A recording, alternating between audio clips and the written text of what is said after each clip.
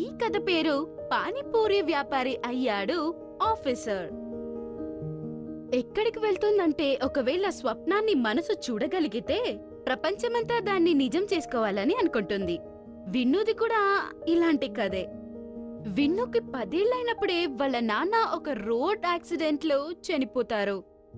చిన్నప్పటి నుంచే తను పాపం నాన్న ప్రేమకు దూరమయ్యాడు. ఇలాగే వాళ్ళ ఇంట్లో విన్ను మరియు వాళ్ళ అమ్మ మమత మాత్రం ఉండేవారు. విన్నుని స్కూల్కి పంపించడానికి కూడా వాళ్ళ దగ్గర డబ్బులు లేవు. కాని విన్ను బాగా చదివే పిల్లాడు. అందుకు వాళ్ళ అమ్మ మమత చాలా కష్టపడి పనిచేసి విన్నుని స్కూల్కి పంపిస్తూ ఉంటుంది. విన్ను కూడా పరీక్షలు బాగా రాసి ఆ జిల్లాలోనే టాపర్ అయ్యాడు. అందువల్ల తనకు నగరంలోనే టాప్ కాలేజ్లో అడ్మిషన్ దొరుకుతుంది. విన్నుకి చిన్నప్పటి నుండే పోలీస్ ఆఫీసర్ అవ్వాలని ఆశ. కానీ ఆ దేవుడు దీనికి అవకాశం ఇవ్వట్లేదేమో అని అనిపిస్తుంది. ఒకరోజు ఉన్నట్టుండే మమతాకు గుండె నొప్పి వస్తుంది. తర్వాత తను మంచం మీద పడుతుంది. ఇప్పుడు ఆ ఇంటి బాధ్యతలన్నీ విన్ను తల మీదే పడ్డాయి. ఇప్పుడు విన్నుకి చదువుకోవాలని ఉంది, వాళ్ళ ఇంటిని కూడా చూసుకోవాలనుంది. కాని తనకు ఏం చేయాలనో అర్థం కావట్లేదు.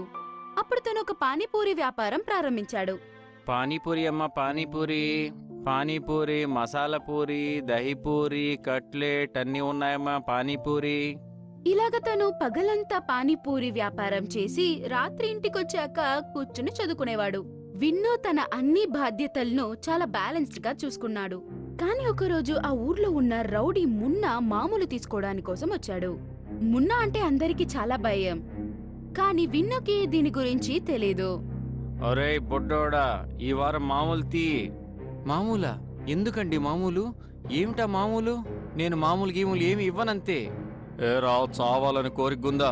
అరే, ఈ రోజు వరకు ఈ పేటలో ఎవరు మున్నాబాయి ఎదురుగా నిలబడి సమాధానమే చెప్పలేదు, తెలుసా నీకో? తరువాత వాళ్ళు విన్ను యొక్క పానీపూరి అంగడిని విరగగొట్టారు. అది మాత్రం కాకుండా అతని దగ్గర ఉన్న డబ్బులన్నీ లాక్కున్నారు. విన్ను ఆ రోజు జరిగిన ఈ దుర్ఘటనాన్ని పోలీస్ స్టేషన్లో కంప్లైంట్ ఇవ్వడానికి వెళ్లాడు. తను కంప్లైంట్ ఇచ్చిన విషయం మున్నాకి తెలిసిందో లేదో మున్నా పోలీసులకి లంచం ఇచ్చి దాన్ని క్లోజ్ చేసేశాడు. ఏరా మోసగాడా, అబద్ధాలు చెప్పి తప్పుడు కేసులు పెడుతున్నావా? అయ్యా, అతను నా బండి మొత్తం నాశనం చేశాడు, ఉన్న డబ్బంతా లాక్కెళ్ళిపోయాడు. అది మంచి పద్ధతి కాదు కదా. ఇందులో నేనేం అబద్ధం చెప్పాను? ఏంటి, అలా అని నీ దగ్గర సాక్ష్యం ఉందా? ఇంకొకసారి ఇక్కడ కనిపించొద్దు. మళ్ళీ ఇటువైపు వచ్చావంటే జైల్లో ఉండాల్సి వస్తుంది, అర్థమైందా? వెళ్ళు, పో ఇక్కడి నుంచి. ఇలాగా పోలీస్ వాళ్ళు విన్ను మీదకే ఎదురు తిరిగారు. విన్ను నిరాశగా ఇంటికొచ్చాడు.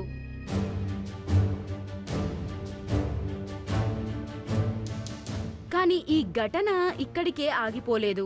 మరుసటి రోజు తను పానీపూరి వ్యాపారం చేయడానికి వచ్చాడో లేదో మున్నా వారి మనుషులు తనని కొట్టడం ప్రారంభించారు.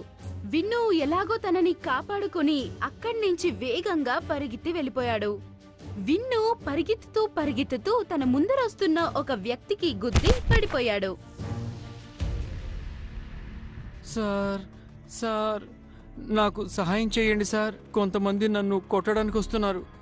విన్ను పరిస్థితి చూసి అతను విన్నుని ఇంటికి తీసుకెళ్లాడు. విన్నుకి ప్రాథమిక చికిత్స చేసి ఇలా అన్నాడు. బాబు, నువ్వు కొన్ని రోజులు ఇక్కడే ఉండు, లేదంటే వాళ్ళు మళ్ళీ నిన్ను కొడతారు. మీకు చాలా చాలా ధన్యవాదాలు, కానీ నేనిక్కడ ఉండిపోలేను.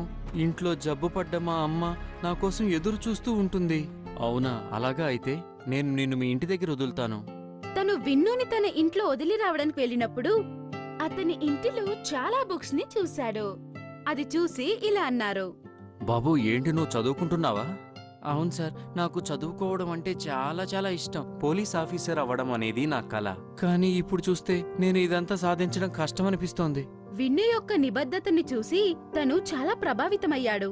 తర్వాత తను ఇలా అన్నాడు. వీను, నాకు ఒక సెంట్రల్ లైబ్రరీ ఉంది, నువ్వు అక్కడికి వెళ్లి చదువుకోవచ్చు, అది కూడా ఏ ఫీజు లేకుండా. ఇంకా సాయంకాలాల్లో అక్కడే పానీపూరి బండి పెట్టుకోవచ్చు లైబ్రరీ దగ్గర. అక్కడికి చాలా మంది వస్తుంటారు, నీకు మంచి సంపాదన కూడా ఉంటుంది. విన్ను లైబ్రరీకి వెళ్లడం ప్రారంభించాడు. కొంతమంది తనను చాలా ఆట పట్టించేవారు.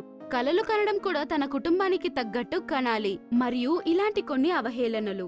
కానీ తను విశ్వాసాన్ని వదులుకోలేదు, చాలా కష్టపడి చదివాడు. తర్వాత ఒకరోజు పరీక్షల రోజు వచ్చింది. విన్ను ఎగ్జామ్ చాలా బాగా రాశాడు. టాప్ 10లో తను ఒక్కడై నిలిచాడు. విన్ను యొక్క సాధన మరియు తన కథ అంతా న్యూస్ పేపర్లో వచ్చింది. ఇన్ని కష్టాలు ఉన్నా గాని అన్ని కష్టాలను ఎదుర్కొని ఒక పానీపూరి వ్యాపారి ఆఫీసర్ అయ్యాడు. విన్ను న్యాయమైన మరియు బాధ్యత గల ఆఫీసర్ అయ్యాడు. తను పోలీస్ స్టేషన్ కి వెళ్లగానే లంచం తీసుకున్న ఆ ఇన్స్పెక్టర్ ని సస్పెండ్ చేశాడు